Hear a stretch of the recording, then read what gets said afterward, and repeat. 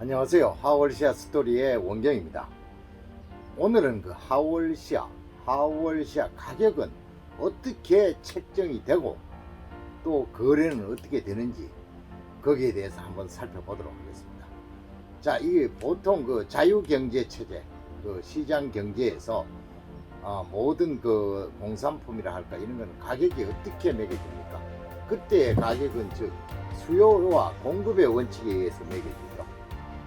공급, 즉 공급 물량이 많아지면 가격이 떨어지고 물량이 적어지면 가격이 상승하는 그런 수요와 공급. 물론 그 이외에도 뭐 인플레이션 현상도 있고 뭐 디플레이션 현상도 있고 뭐 여러 가지 그 경제적인 그 현상이 있습니다만 거기에는 우리 그 하월시아 침해하고는 상관이 없다고 봅니다. 그래서 그거는 그렇지 않기로 하고. 자, 우선 시장 경제 체제에서 그 가격 형성은 수요와 공급에 따른다.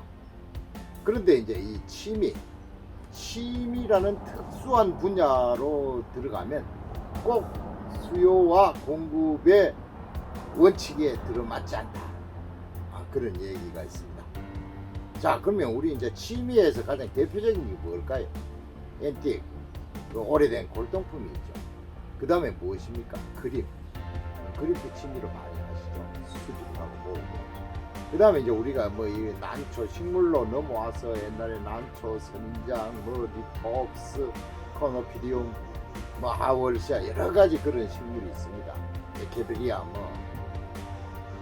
그 중에서는 이제 우리가 하월시아를 하는데 하월시아는 그러면 가격이 어떻게 책정되는 건지. 근데 요즘 와서 그 가격 책정이라는 것은 정말 한국 시장 내에서 가격은 천태만상이고 무분별하다고 해도 과언이 아닙니다. 무분별하다. 어떤 룰이 없다. 또 어떤 거는 그 감상 가치가 그렇게 되지 않는데도 불구하고 엄청난 가격을 요구하는 데도 있고, 또 어떤 데는 대단히 감상 가치가 있는데도 불구하고 조직 배양이란 이유 하나로 아주 천덕꾸리가 되어버리는 그런 현실입니다. 자, 이런 현실 속에서 우리가 하월시아를 취미로 하고 있는데 굉장히 여러분들이 고민도 많을 것입니다. 과연 어떤 걸 사서 어떻게 구매해서 어떻게 길러야 될까? 자, 그걸 한번 정리해 보면, 자, 일단 하월시아는 아프리카 남아공이 원산지죠. 자생지. 그러면 그걸 제2의 자생지라고 부를 정도로 갖다가 많은 육종을 해서 보급한 곳이 어디일까요? 여러분이 잘 알고 계시는 일본입니다. 일본은 꼭 하월시아뿐 아니라 모든 식물을 교배시켜서 새로운 품종을 만드는 게 그네들 국민의 어떤 취미생활 비슷하게 굉장히 많은 것을 교배시켜서 새로운 품종을 만들고 있습니다. 왜 이런 말씀을 드리냐? 자, 남아공에서 자생하고 있는 식물을 일본에서 갖다가 그때 갖고 온 게 뭡니까? M 만상으로 치면 M9 뭐 적금만상, 그 다음에 도처 이런 것들이 들어왔다고 합니다. 근데 결국은 그 도처가 한 컨테이너 분량에서 하나 무늬가 괜찮은 게 원종에서 도처가 들어왔다 합니다. 그래서 그것을 열심히 교배를 시키고 또 선발하고 해서 결국은 뭡니까? 만상의 코로나까지 만들어낸 사람이 일본이다. 그러면 일본은 어떻게 가격 형성을 할까요? 무조건 많으마? 예를 들어 지금같이 조직배양이 엄청나게 쏟아지고 있는데 그렇게 조직배양이 쏟아지고 있으면 일본은 그냥 헐값이 팔아버릴까요? 중국처럼? 그렇지 않다. 조직배양이 나와도 그 나름대로의 자체 룰을 가지고 상인들끼리 또는 취미가들끼리 컨트롤하고 있다. 자, 그러면 일본은 어떻게 합니까? 자, 우선 만상의 경우를 한번 들어봅시다. 만상의 경우. 자, 일본 사람들은 만상은 대개 엄마의 몸값의 10분의 1. 모주가 100만원이라면 자구가 10만원, 모주가 1000만원이라면 자구가 100만원에 보통 파는 게 상식. 그러니까 불문율이다. 꼭 룰로 정해놓고 있지 않더라도 그렇게 팔고 있었다. 그 다음에 우리가 흔히 로제트 타입이라는 거 있죠. 이렇게 되어 있는 로제트 타입. 그러면 로제트 타입은 어떻게 팔까요? 로제트 타입은 엄마가 100만 원이라면 자구는 30만 원이다. 30%다. 좀 이상하죠? 아니, 만상이 더 좋고 오래 길러야 되고 힘들고 자구도 잘 안 달고 그러는데 왜 만상은 엄마 묘의 10%고 로제트 타입은 잘 자라고 그러는데 왜 엄마 묘의 30%일까? 여기도 철저하게 경제 논리가 개입되어 있다. 그 뭐냐? 내가 예를 들어 이것이 제가 오크부 상한테 가서 300만 원에 사온 아쿠아입니다. 그러면 이 아쿠아의 자구를 놓으면 일본 논리대로 아마 90만 원이 됩니다. 90만 원. 근데 예를 들어 만상 제가 단정을 250에 샀습니다. 그럼 단정의 자구는 10%가 25만 원입니다. 왜 그럴까요? 자, 거기에도 경제 논리가 들어갔다 그랬죠. 자, 이 로제트 타입은 내가 투자한 30%니까 300만 원에 30%는 90만 원이죠. 90만 원을 빨리 회수할 수 있다. 빨리 원금을 회수할 수 있기 때문에 이건 가격이 비싸다. 만상은 더디 자라고 천천히 자라서 빨리 내 원금을 회수할 수 없다. 철저하게 경제 논리라. 철저하게 경제 논리. 그러면 일본은 어떨까요? 취미가하고 그 상인하고 큰 구분이 없습니다. 큰 구분이 없이 취미가들을 다 판매를 합니다. 판매를. 네. 근데 이제 판매를 하면서 그네들이 나와서 어떨 때는 뭐 가격을 흐릴 정도로 상인보다 더 날고 기고 잘 팝니다. 상인, 취미가들이. 그렇게 해서 이것을 예를 들어 제가 샀어요. 사면 금방 성촉이 되니까. 만상은 10년 만에 되는데 얘는 뭐 3년 만에 돼요. 3년 만에 되면 이꼬지도 하고 어떻게 해서 자구를 늘려서 빨리 내가 자구 하나를 샀는데 3년 후에는 이꼬지를 하고 해서 빨리 90만 원의 내 원금을 회수할 수 있다. 그래서 로제트 타입의 자구가 비싸고, 물론 그 비싸다는 표현은 막연하게 절대적인 가격으로 비싼 게 아니고 엄마묘의 퍼센트로 비싸다. 그리고 만상은 내가 투자한 원금을 회수하기에 시간이 걸린다. 그래서 만상의 자구는 싸다. 이렇게 알고 계시면 될 것입니다.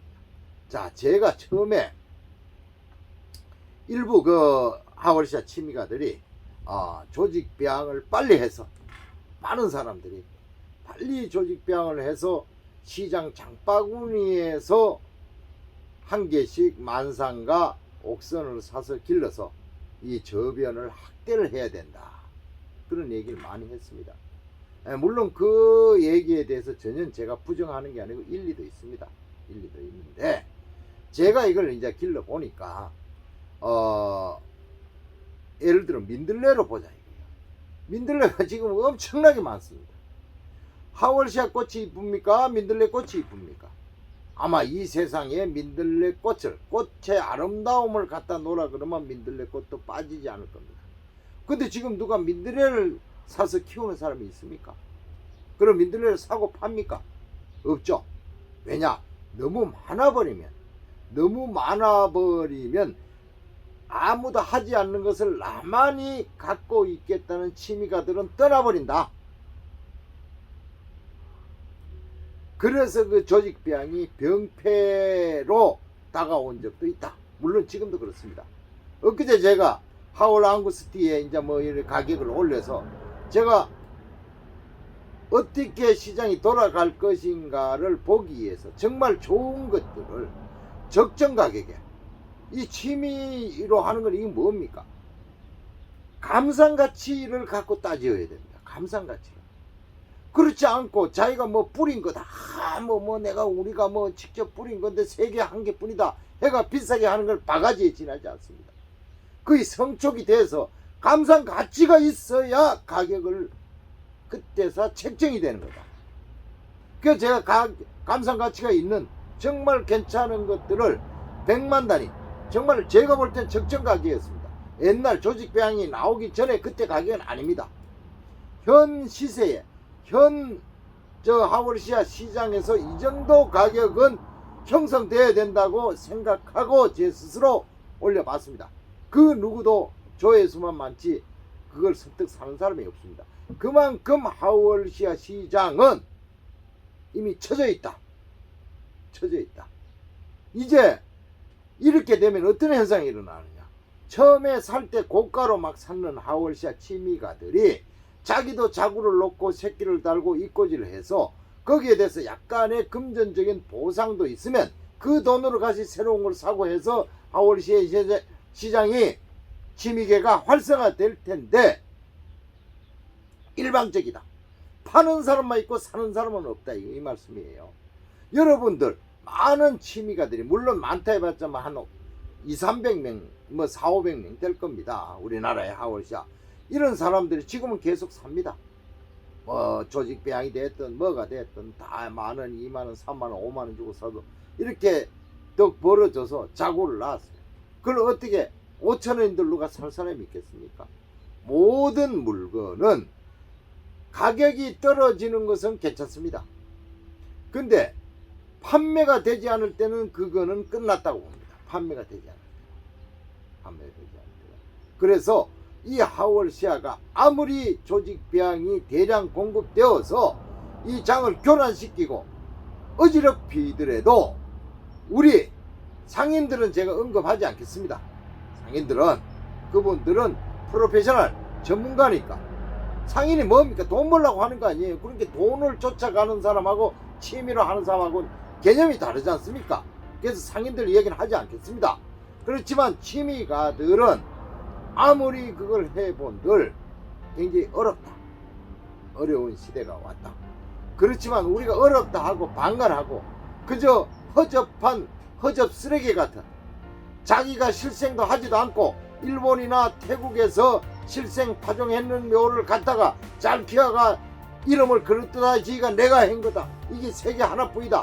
내가 그런 허접스러운 물건을 자꾸 현혹돼서 사지 마시고 제대로 된 거를 여러분들이 갖고 계신 거라도 자꾸 서로 돌아가면서 어떤 그 판매도 하고 또 구입도 하고 그런 어떤 로테이션이 되는 그런 취미 문화를 우리가 만들어야 된다.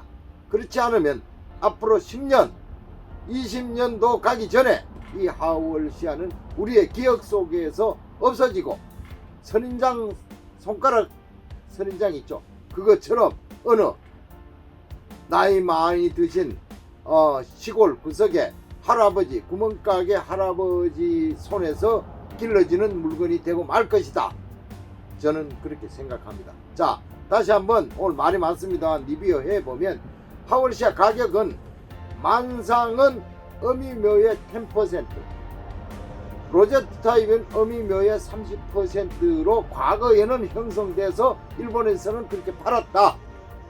근데 지금은 조직배양이 나와서 너무 많은 양이 일시에 공급되기 때문에 그 성촉을 보고 감상 가치가 있기 전에 그저 헐값으로 후드려 쳐버리는 그런 비참한 현실이지만 취미가 여러분들께서 과연 감상 가치가 있는가 없는가를 깊이 따져 보시고 하월시아를 구매하셔서 성적으로 키우면서 여러분들 늘 하월시아와 함께 즐거움이 가득하시기를 바라겠습니다. 여러분 감사합니다.